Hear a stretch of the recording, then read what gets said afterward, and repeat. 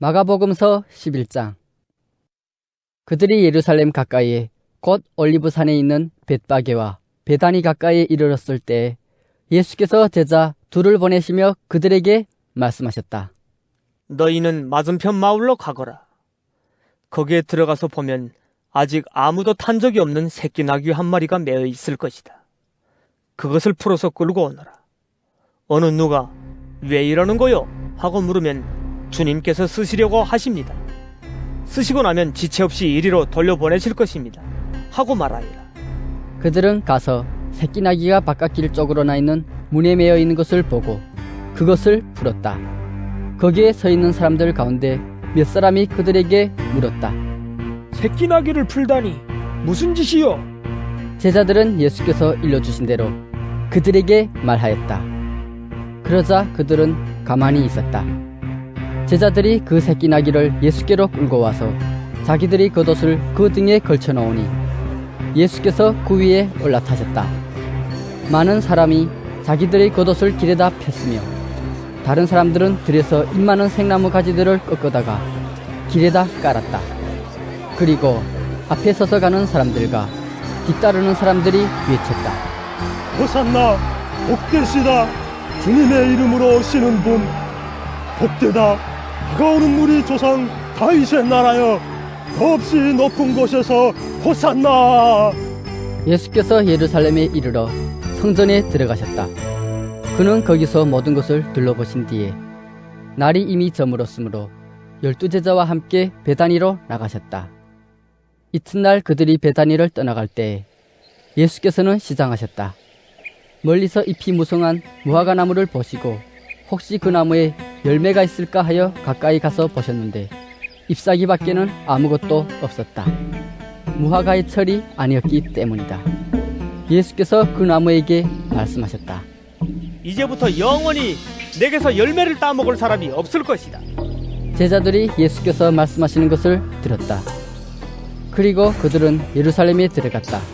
예수께서 성전에 들어가셔서 성전 뜰에서 팔고 사고 하는 사람들을 내쫓으시면서 돈을 바꿔주는 사람들의 상과 비둘기를 파는 사람들의 의자를 둘러부시고 성전 뜰을 가로질러 물건을 나르는 것을 금하셨다. 예수께서는 가르치시면서 그들에게 말씀하셨다. 기록한 바 내 집은 만민이 기도하는 집이라고 불릴 것이다 하지 않았느냐.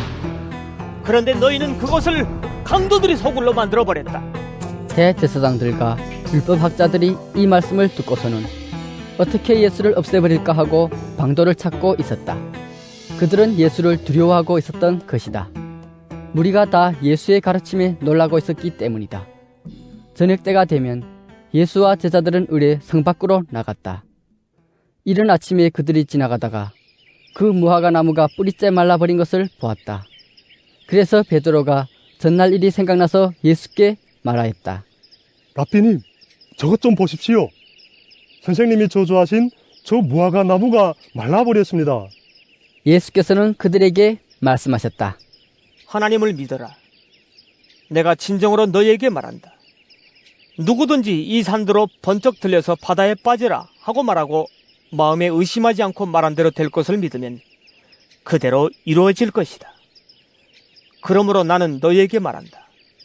너희가 기도하면서 구하는 것은 무엇이든지 이미 그것을 받은 줄로 믿어라. 그리하면 너희에게 그대로 이루어질 것이다. 너희가 서서 기도할 때 어떤 사람과 서로 등진 일이 있으면 용서하여라. 그래야 하늘에 계신 너희 아버지께서도 너희의 잘못을 용서해 주실 것이다. 그들은 다시 예루살렘에 들어갔다.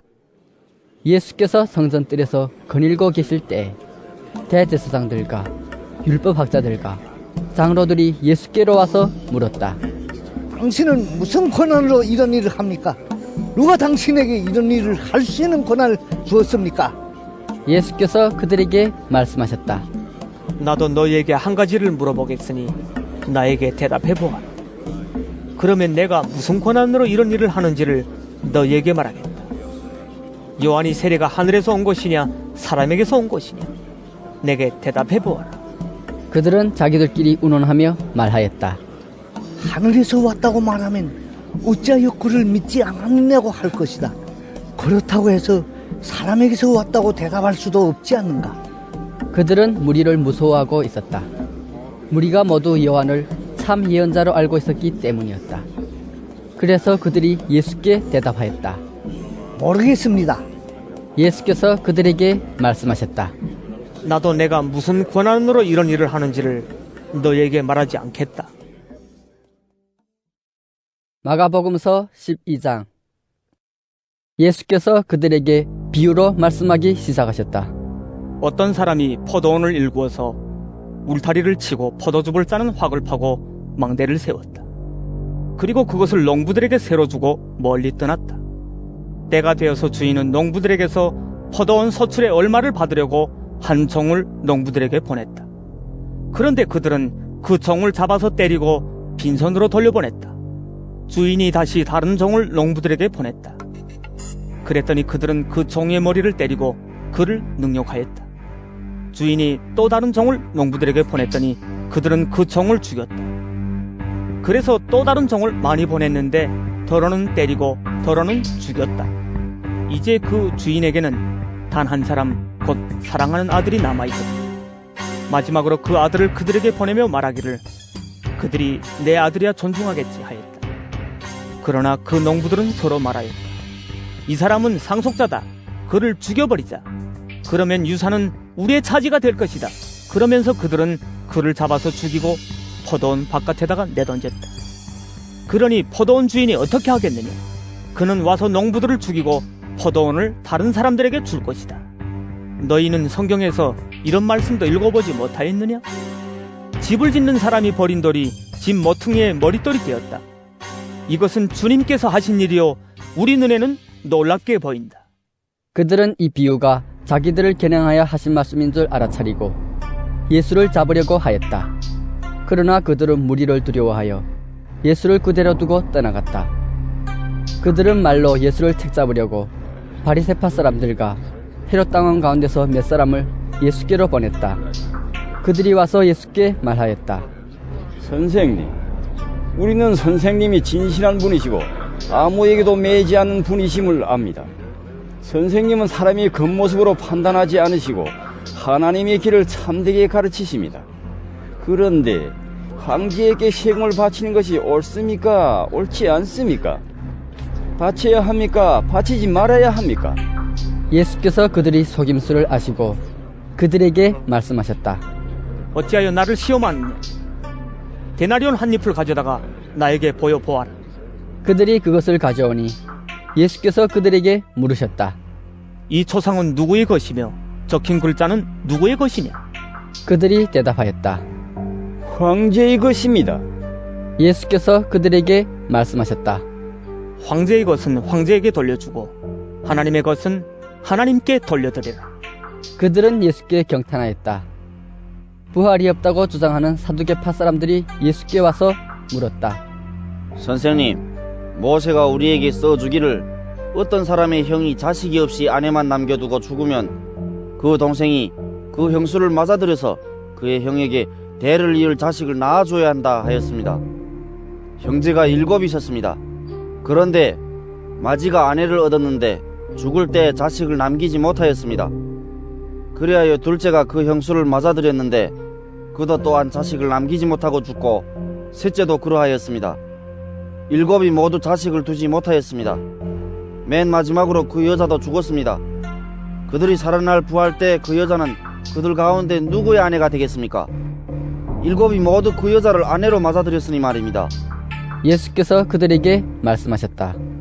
너희는 성경도 모르고 하나님의 능력도 모르니까 잘못 생각하는 것이 아니냐. 사람이 죽은 사람들 가운데서 살아날 때에는 장가도 가지 않고 시집도 가지 않고 하늘에 있는 천사들과 같다. 죽은 사람들이 살아나는 일에 관해서는 모세의 책에 떨기나무 이야기가 나오는 대목에서 하나님께서 모세에게 어떻게 말씀하셨는지를 너희는 읽어보지 못하였느니? 하나님께서는 모세에게 말씀하시기를 나는 아브라함의 하나님이요 이삭의 하나님이요 야곱의 하나님이다 하시지 않으셨느냐? 하나님은 죽은 사람들이 하나님이 아니라 살아있는 사람들이 하나님이시다.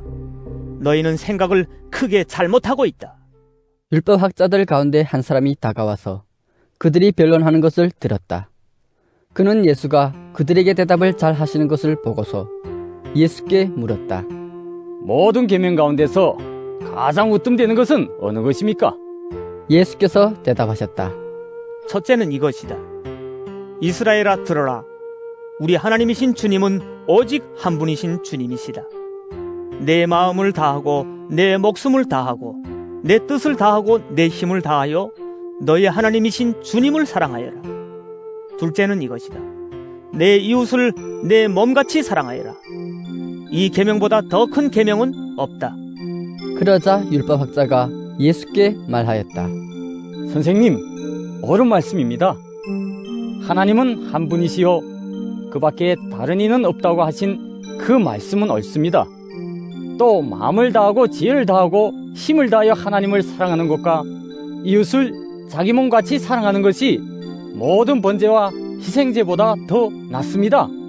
예수께서는 그가 슬기롭게 대답하는 것을 보시고 그에게 말씀하셨다. 너는 하나님의 나라에서 멀리 있지 않다. 그 뒤에는 감히 예수께 더 묻는 사람이 없었다. 예수께서 성전에서 가르치실 때 이렇게 말씀하셨다. 어찌하여 율법학자들은 그리스도가 다윗이 자손이라고 하느니? 다윗이 성령의 감동을 받아서 친히 이렇게 말하였다. 주님께서 내 주께 말씀하셨다. 내가 내 원수를 내 발 아래에 굴복시킬 때까지 너는 내 오른쪽에 앉아 있어라. 다윗 스스로가 그를 주라고 불렀는데 어떻게 그가 다윗이 자손이 되겠느냐?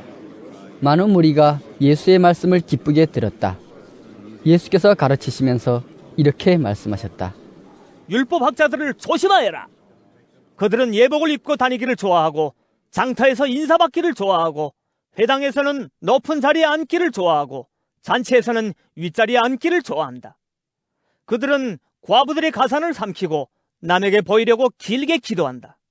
이런 사람들이야말로 더 엄한 심판을 받을 것이다. 예수께서 헌금함 맞은쪽에 앉아서 무리가 어떻게 헌금함에 돈을 넣는가를 보고 계셨다. 많이 넣는 부자가 여럿 있었다. 그런데 가난한 가부 한 사람은 와서 랩돈 2립 곧 한 고드란트를 넣었다. 예수께서 제자들을 곁에 불러놓고서 그들에게 말씀하셨다. 내가 진정으로 너희에게 말한다.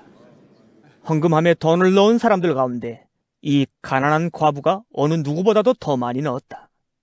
모두 다 넉넉한 데서 얼마씩을 떼어 넣었지만 이 과부는 가난한 가운데서 가진 것 모두 곧 자기 생활비 전부를 털어 넣었다.